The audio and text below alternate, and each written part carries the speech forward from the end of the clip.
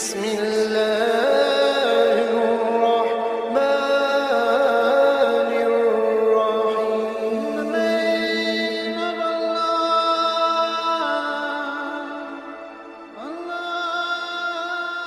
بسم اللہ الرحمن الرحیم.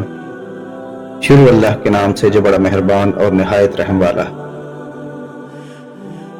حضرت موسیٰ علیہ السلام کے زمانے میں ایک شخص ایسا تھا جو اپنی توبہ پر کبھی ثابت قدم نہیں رہتا تھا.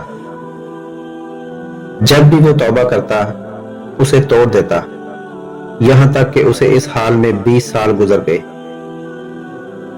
اللہ تعالیٰ نے حضرت موسیٰ علیہ السلام کی طرف وحی کی کہ میرے اس بندے سے کہہ دو میں تجھ سے بہت ناراض ہوں.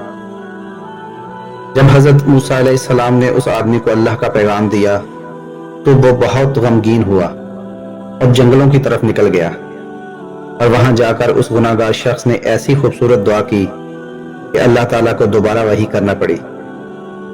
اس شخص نے بارگاہ رب العزت میں عرض کی، اے رب ذوالجلال، تیری رحمت کم ہو گئی ہے یا میرے گناہوں نے تجھے دکھ دیا؟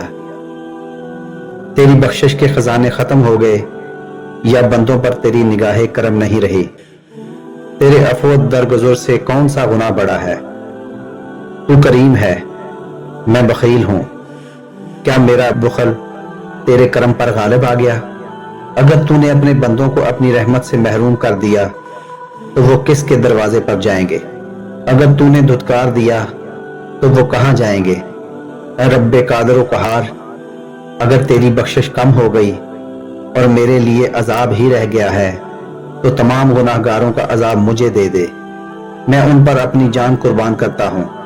اللہ تعالیٰ نے حضرت موسیٰ علیہ السلام سے فرمایا، جاؤ اور میرے بندے سے کہہ دو کہ تو نے میرے کمال قدرت اور عفو درگزر کی حقیقت کو سمجھ لیا ہے.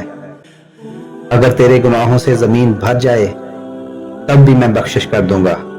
دوستو، اگر آج کی ویڈیو اچھی لگی ہو تو چینل کو سبسکرائب ضرور کریں، ویڈیو کو لائک کریں اور دوستوں کے ساتھ بھی شیئر کریں.